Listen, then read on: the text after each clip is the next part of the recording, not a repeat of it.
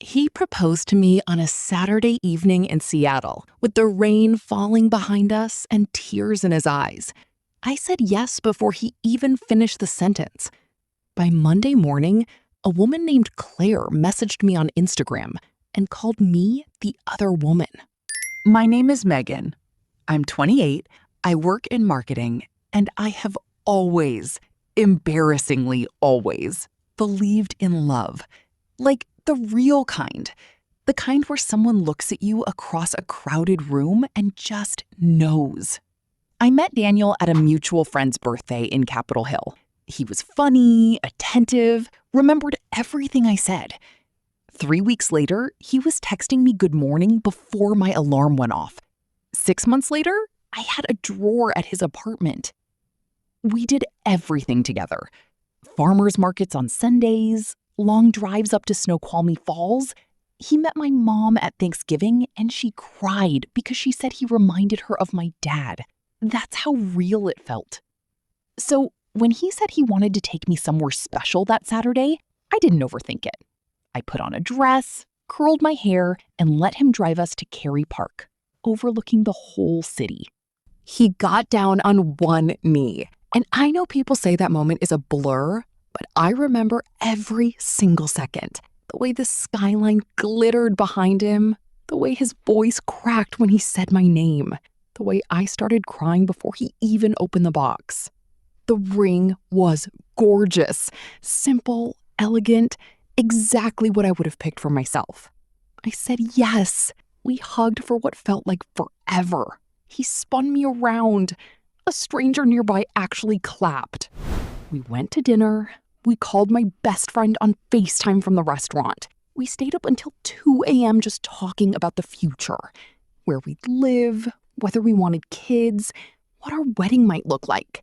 I fell asleep that night with my hand flat on the pillow, just staring at the ring. Sunday was perfect too.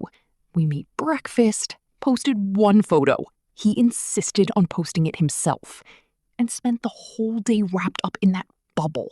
I genuinely thought I was living the best weekend of my life.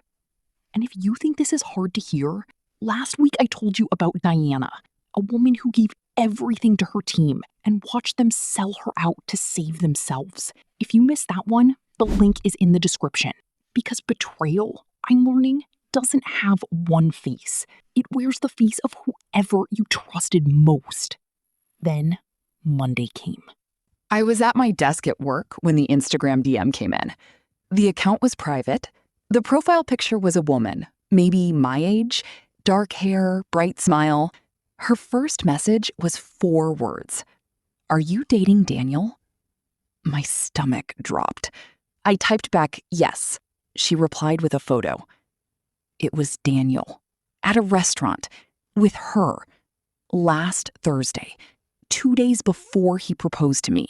And he had his arm around her, and she was wearing a ring. Not just any ring. The same style, the same cut. I sat in my office bathroom for 40 minutes just shaking. Then I called her. Her name was Claire. They'd been together for 2.5 years. He'd proposed to her 4 months ago. She'd been planning a wedding. She thought he'd been distant lately because of work stress.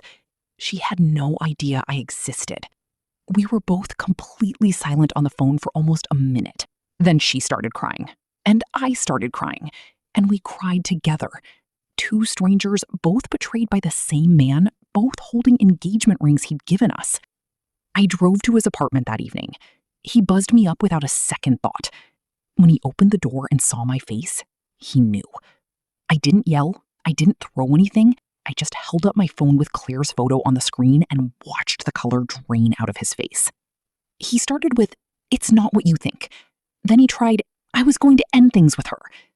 Then he went quiet. And in that silence, I got every answer I needed. I put the ring on his kitchen counter. I picked up the overnight bag I'd left there 3 weeks ago, and I walked out. The post he made on Sunday, the one he insisted on posting himself, I reported it and had it taken down within 48 hours.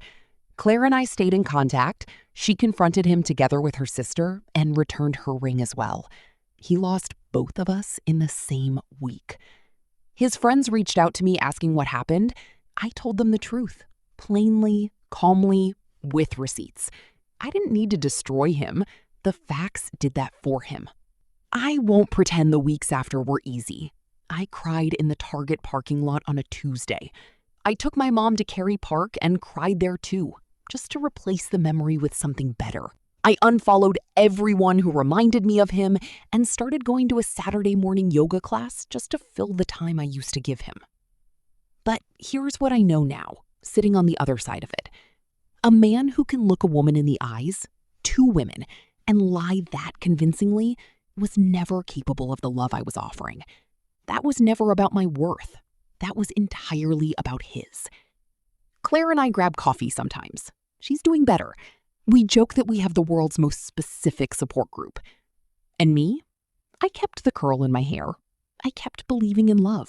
I just stopped giving it to men who hadn't earned it. Next time on Wounded Truth, she thought leaving her job was the hardest part. She had no idea her husband had been planning his exit too, with someone half his age. That story is coming, and trust me, you will not see the ending coming. If you're still here, subscribe. You won't regret it. And tell me in the comments, did Megan do the right thing by walking out without saying a word, or would you have said something? Drop it below. I read every single one.